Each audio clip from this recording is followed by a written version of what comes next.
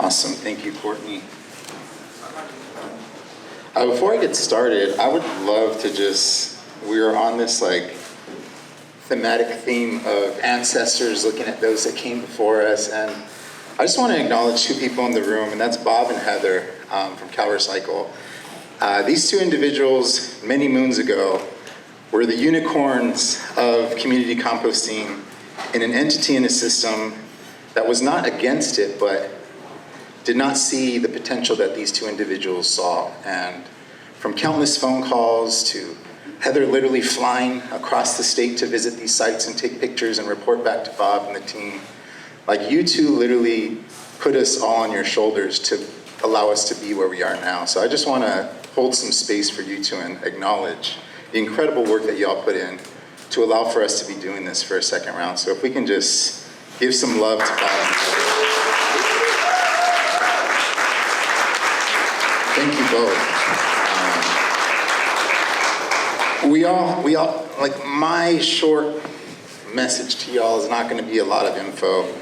It's hopefully just to serve as a reminder, an opportunity to reflect, and to just share some encouragement for what you've already done to this day, to this point. We all have stories, we all have individual lived experiences and makeups, and I just want to briefly share a little bit about mine. Those that came before me set the stage for me to do what I'm doing now. I come from a line of those who could repair, fix, restore, and reimagine. And what I mean by that is I have a tia, or my aunt, who is a seamstress. She could fix clothing like nothing else. My tío is a mechanic. My grandfather was a carpenter. My father to this day is an upholsterer. He literally took my brother and I around the streets of Los Angeles, collecting broken furniture, reupholstering it into the centerpiece of someone else's living room. And to me, looking back at all these lived experiences, they were just preparing me for my story, which is composting. Reimagining how we look at waste, how we look at food, seeing it not as waste, but as a resource that can be reinvested in our neighborhoods. As a former elementary school teacher, I truly believe that education is only as powerful as the ability to put what was learned into practice. Me just telling you what to think, how to learn, and how to do does nothing for you unless you are able to actually try, make mistakes, and have that experience for yourself. And all of us get to do that with this round. I used to be a teacher. One of my students asked, how does a hot Cheeto grow? And that literal, honest question turned into an opportunity for a teachable moment. A school garden turned into a thriving space where we talked about the full story of food. And like many of you, 10 years ago, I also started on bike. And I'm briefly talking about innovative systems, which are not innovative, they are repetitive because you all are already doing them. But I want to talk about changing and leaning into the lanes that are meaningful, that matter, and provide life for the communities that we serve and call our families, essentially. This is LA County. It's the most populated county in the country. We're a quarter of the population of the state of California. 10 million of us call this place home. And if you squint, you kind of think of those red lines which defines our county, the freeways, as a potential network that is connecting the county. And I like to just look at this picture because it gives us a glimpse of kind of the network that is taking place below the ground. The fungi, mycorrhizal magic kingdom, internet freeway system below the ground that is connecting, that is sharing, that is coexisting so beautifully well under our soils that are alive.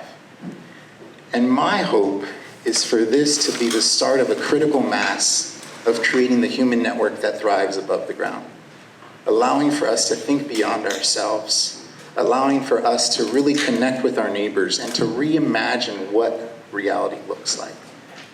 For us to see that the human network of individuals doing small positive acts of goodness has a huge impact and has graduated this cute or hobby or fad of what community compost might be perceived as.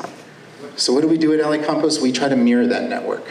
We create a decentralized network of community compost hubs in schools, churches, gardens, community gardens, parks, urban farms, housing projects, anywhere where there's food, people, and the ability to tell the full story of food.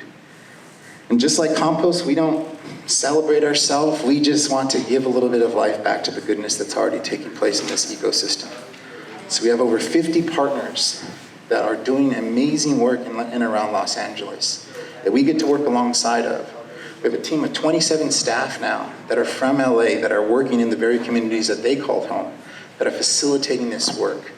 And many of them have started just like we are today.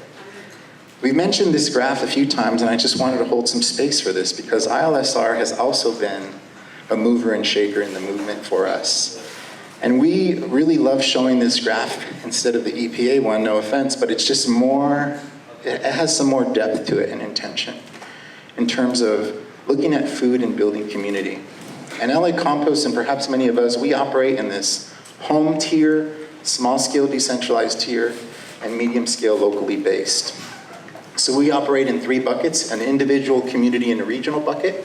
And I'm going to kind of weave the narrative of how we engage the community in each of those, and how education is the glue that really allows for all of them to stick and interface with one another. So at the community level, which is our oldest program, we, like many of us have seen, have looked at 3-bin systems and have seen the pros and cons to them.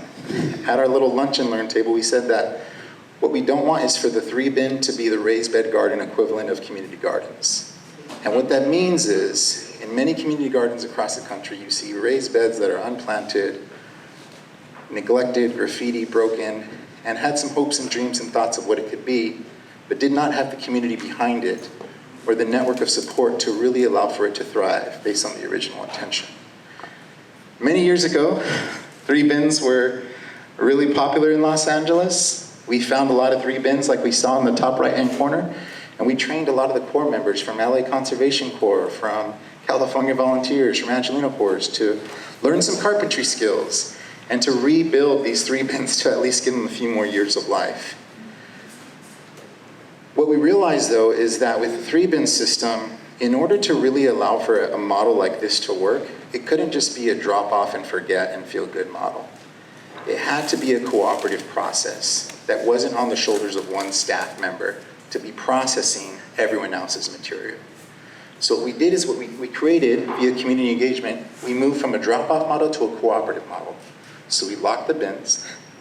In order to get access, you are agreeing to support this space by sifting, watering, turning, abiding by best management practices. If you don't have the physical means or capacity, you can donate to support. We don't turn anyone away if that wasn't the case. But we needed to create an opportunity for it to be a more participatory composting process. We have about 40 of these all across the city, and as I was sharing with my team, we don't build these anymore. We train people how to do it. We do compost coaching. We've outsorted the plans, so if you want to look on our website, you can download them for free. And during our lunchtime, it's like, as wonderful as these bins are for small spaces, they are a little bit exclusive in regards to how many people you can actually have in front of them. So from a community engagement standpoint, at the community level, know your audience, know what their capacity is, know if there's a tech divide and if they even have a smartphone and will be checking Instagram, or will a flyer at a community board or an in-person event take place. But this model worked for a time, and we also just respond to the community's needs. This is at Rebel Gardens, which is at a detention center in South Central Los Angeles, where they don't have grass or soil all they have is asphalt. So how do we engage those youth? We ask them what they want. They want a garden, so we created one. Sure, it's in pots, and sure, their backyard bins are on a little square of mulch that's really not doing much on asphalt, but you respond to the needs of the community as best you can with what you have. We built sifting roofs on top, so when they remove the roof, they can sift the material, and I think compost should not be exclusive. It doesn't matter if you're 4 or 104, there's a space for you in this movement. It doesn't matter what zip code you're coming from in California, there's an opportunity and space for you to engage as well. And I think it's important for us to be mindful of that not everyone is just this universal approach. And I think the beauty of a compost pile is in its diversity, is in its nuanced complexity. The beauty of a compost pile is the collective imperfections and diversity of its ingredients. And the beauty of this movement are the communities who really call California or your city home. So how do we just see and mirror all the goodness that's taking place in the piles and allow for that to really take place above the ground. I'm just showing Courtney's worm bins because she invited me today, so I just wanted to give her some love, but worm bins are great. During the pandemic, stay-at-home orders looked a lot different for a lot of people. If you had a yard and a living room and your own bedroom, you were probably happy that you got to stay home from work and school. But if you're in a housing project, if you're in a studio with 6 siblings, if you're in a community that doesn't have access to park, farmers markets, green space, it was not a pleasant time to be quarantined. So how do you respond? How do you still allow for compost and life-giving opportunities to occur? You ask. You don't assume. You don't bring what you think. You talk to them as humans, as they are, and allow for a co-creative process to occur. Some of our staff members created this 3C in Spanish model, which means conocer, compartir, y co-crear. You need to learn and know. You need to participate in dialogue and community engagement and participatory decision-making. You need to co-create a solution that is meaningful and relevant to that community. So what did they want? They wanted seating areas that they can sit in front of their apartments or in their yard, or lack of yard, and they wanted a compost. So we made a worm bench. And it wasn't amazing, and we just made it out of our ideas, but they still are thriving to this day. They can read a book, they can have a coffee, they can have a tea, and they can put their watermelon rind or orange peel in their seat. And we would have never thought of that, but that's what they wanted, so that's what we did. And not everything is compost with these communities. Some of them are like, I wish I knew how to use my phone so I could show my grandkids what I'm doing. So we had a tech-based workshop. Wait, aren't you community composting? Yeah. What's that first word? Community. Focus on that first word just as much as you do the second. If they want to know how to use a phone and take a picture and use WhatsApp to send it to a relative in another country, be like, look what I did. Create that opportunity for them. It's not costing you much, okay? So really respond to their needs. We also do typical like windrows, which are lovely. I love the windrows in regards to this is the really ultimate community engagement space to just allow for someone to turn a pile, see the steam, talk about life, and just react in a really beautiful way. I think this work is so amazing in that it really allows for our narratives to be weaved into this tapestry of goodness across California. The individual on the left is Jonathan Galindez. He's a product of the middle school farm that he now gets to manage. His 2 kids on the picture there are now watching their father compost and manage a school farm at the very middle school that he went to. And now he is a resource for that community by giving that food away, giving that compost away, and hosting workshops every single month. And it's like, there's this often thought that you need to like escape the neighborhood that didn't give you much. Or you made it if you made it out. But it's really changing the narrative of like, we too are compost. And what does it mean when we return to our soil, or the soil that allowed for us to thrive? This work is as much of the soul as it is the soil. If we were to assume that humans aren't part of this equation, we're not thinking right, in my opinion.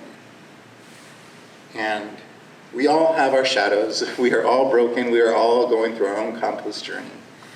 But I think what's so beautiful about this work, and I'm so honored and privileged to have had the ability to do it for 10 years, is that we all are thirsty and striving to be a part of something bigger than ourselves. We are all wanting to essentially see things different, and not just see it, but actually see the change happen in real time. And I think what's taking place in these community hubs is really that, at this human level. We're building sifters for folks. They're like, we can't bend, we can't say, we'll build you sifting tables. It's too hard. Here's automatic ones. And yes, we've had the luxury of growing over 10 years and having grants and supporters and really allowing for this work to thrive in the Los Angeles area. But nothing about compost is done in isolation. Even under the microscope, as you said, there's not a lot of life, but it's usually not alone. Composting is the embodiment of community, and we get to reflect that in our work. In addition to the community hubs, we also do individual bucket. And this is one area where I'm putting a lot of energy into, because when you think of innovation, when you think of community engagement, it's not just community constituents. It's engaging people in positions of power and people who oftentimes make large-scale decisions for city, counties, and even states. So our community engagement for the individual level was in 2019, we encouraged the city to include us in the Green New Deal plan. And they put us in there. And it was a nice little piece of paper victory, but nothing else. And then we were able to move that to city council, to the municipal agencies, and now the city has a mandate to be in every farmer's market in the city to allow for community composting drop-offs across Los Angeles, 60 markets. And we get to do it. We get to do it. They're gonna pay us because they're like, well, let's look for funding. We worked with the city of Los Angeles and got a USDA grant. We worked with the city of Los Angeles, and if you have the city of Los Angeles leading your grant, no shade to any of us, but it's gonna be a little stronger than us doing it by ourselves, right? So community engagement is not exclusive to just the neighborhoods around you or your drop-off members. It's all the humans as part of this human network. We're in 12 markets now, we'll be in 15 in 30 days, and we'll be in 25 in about 6 months. And people do life with us. This is kind of one of those pictures as, what do you see different? All stages of life. From about to welcome a baby into this world to still showing up to the market dropping off the food scraps. We know people by names. We know when they go on vacation. They know us by name. They know when we're injured. They know when we're not there. Because it's community. And we're composting, and the two are interchangeable in regards to what we do. This is that little Green New Deal. We GIS mapped all the community composting opportunities in Los Angeles with the city's Department of Public Works. Every school, every church, every library, every nursery, every community garden. We've made an effort with the city to allow for composting to take place at parks under a Regenerate LA motion. And we've launched a composting hub at one of the largest urban parks in the country at Griffith Park. 4,400 acre park, where we've composted over 1 million pounds of organics in a year. We've received grants to have electric tractors and pitchforks and sifters. There's 75,000 acres of parkland in LA County. Imagine the amount of goodness we can do from a biological, ecological perspective of reimagining what recreation can look like at our parks. I love slides, I love drinking fountains, and I love restrooms that are clean. I have a 4- and a 6-year-old, and they love that too. But parks should not be limited to a few things on a single hand. Parks should have fruit trees that are relevant to the climate zone. They should have clean mulch. They should have compost that's being given away. They should have free native plants. They should have free workshops, and many parks across the state do. But let's create the model where it's the norm and not the exception. There's other states across the country that are doing this. We don't have to catch up. Let's create our own narrative. And that's what we're trying to do at LA Compost. We're trying to start in LA, so it's relevant from Crescent City down to San Diego. California is primed to view parks as a little bit more than a community composting tier. And I love that CalRecycle is behind this, and know that it takes time, and no, I'm not saying it's happening tomorrow, but I am speaking it into existence now that sooner than later, I believe that a park tier can be a reality. That's what I'm talking about. Because there's no NIMBYism, it's on reclaimed water, there's its own forestry department, so why wouldn't we? And sometimes you just need to remind people of their humanity. Sometimes you just need to remind people of oh, wouldn't your kids love it if this, and this? Sometimes we get all clouded up in the roles and responsibilities of certain positions that we forget that people want nice things. And when you create beautiful opportunities, they will come in masses. This past weekend, we had about 100 people just volunteer at 4 of our sites turning compost and sifting by hand. We work in our community engagement to work with local lumber yards, Angel City Lumber. They capture 2% of every fallen tree in the LA County. 2%, it's nothing. But they produce 30 yards of sawdust a month of trees. So we take as much as we can, as much as we do from the equestrian communities, as much as we can from the individuals. As a forestry department, we have our annual pumpkin smashes. We create events based on cultural relevancy. If people are gonna cook with a certain food, let's grow that food. If people wanna talk about a topic, let's talk about that topic. And let's not assume we know everything. I don't know why this recipe calculator is here, but there it is. James McSweeney will do that to you. His book, his class, he's a great teacher. We do recipe calculators, we do data trackers. We all talk the same language in regards to when a pile was built, churned water. We do all that stuff, but I don't know how they found their way here. Some park proposals. Some really cool special programs we're doing are some microscopy soil session programs where we really allow the soil to come alive and really allow for people to look at soil and compost. Can you say that word again, that first? Microscopy. Microscopy. Or this Saturday, tomorrow, microspooky event is occurring for kids in South Central where they get to look at their soil under a microscope and see the wonderful world of compost. Really allowing for the Elaine Ingham verbiage and all the biology of soil and compost to come at a community level is really empowering for folks to know that, as Janelle said, compost is not soil. It is soil food, and we create compost like we create recipes. We create environmental conditions. We create environmental conditions for something beautiful to happen, and we all do that in our unique ways. So we're really excited about just taking this show on the road. We got some funding to have a magic soil bus that's going to really engage kids at the school level now, because field trip budgets are really non-existent. So community engagement means us going to them now. So we have a zero emission bus that's starting next year, is going to travel to a lot of the LAUSD Title I schools and teach them about compost and soil and the wonderful world of soil health and how it relates to human health. We work with another group called Prospering Backyards that works in East and Southeast Los Angeles around some of the environmental justice disasters, so to speak, whether it's an Exide spill or airplanes dumping their fuel in communities. How does that impact our soils? How do we respond to communities when they say, well, I planted my apple tree and it died in like a week? And we test their soils and we don't even want to share the results because of how toxic and lead infested it is.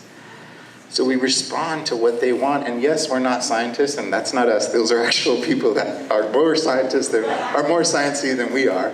But let's do some controls. Let's show that hey, we're not going to wait for funding from the federal government to start looking at this and how we can start remediating, and how we can say hey, as much as we sometimes throw shade at raised beds, only use raised beds when we're doing this in front of your house because your soil is at a toxicity level beyond we would ever recommend.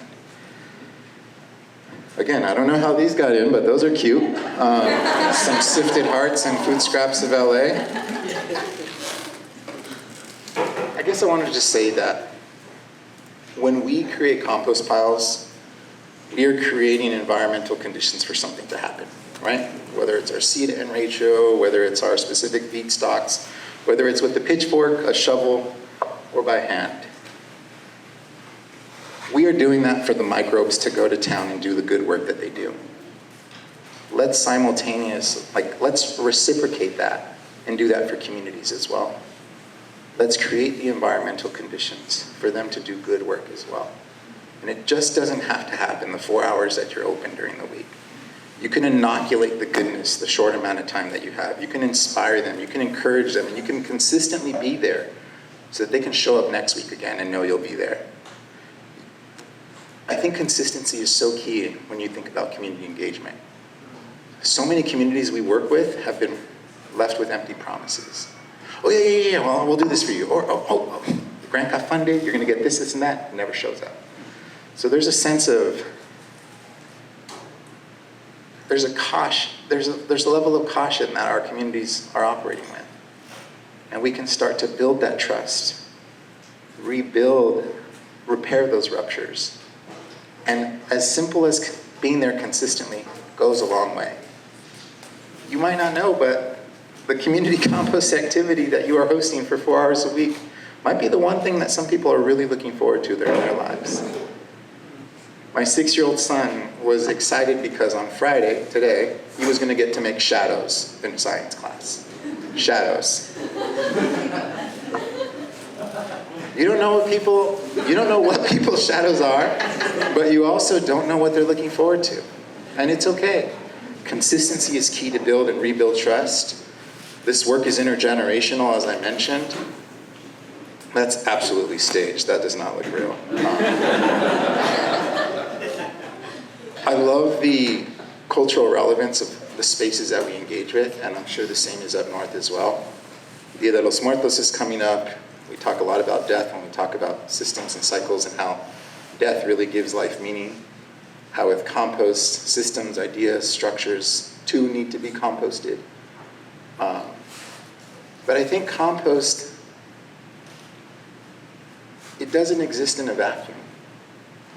It can literally be everywhere, and you can relate it to so much. These are just some snapshots from literally 5 days ago where we've had close to 100 people literally show up to just turn compost, play with worms, sift some soil, sift some compost, and give it back away. And the reason why we get people to show up every single week is because we're consistent, we build authentic relationships, and there's a level of compassion and care. If we can't show up, that's reciprocated our way as well. But life is hard. The news, life is hard. We're not trying to make life easier with community composting, but we are trying to remind people that there can be beautiful moments and that life transfers can occur more often than not.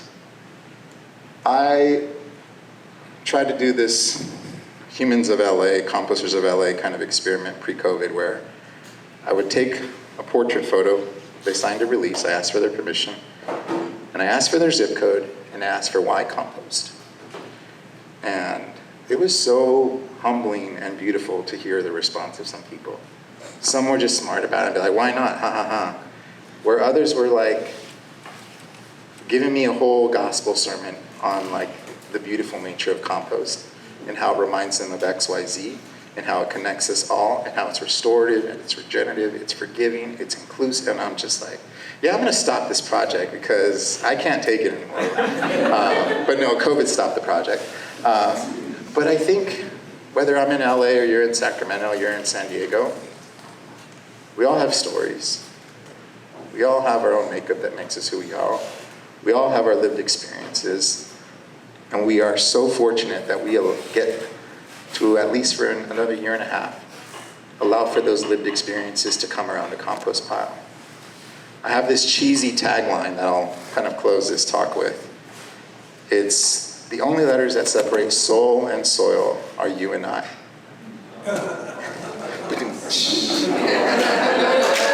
But it's true. We are soulful human beings. We are full of life, and when our soil is full of life, our community members are also the recipients of that goodness. So that's my info. I'm very slow to respond, but transparency and honesty is another strong element of community engagement. So there you go, Courtney.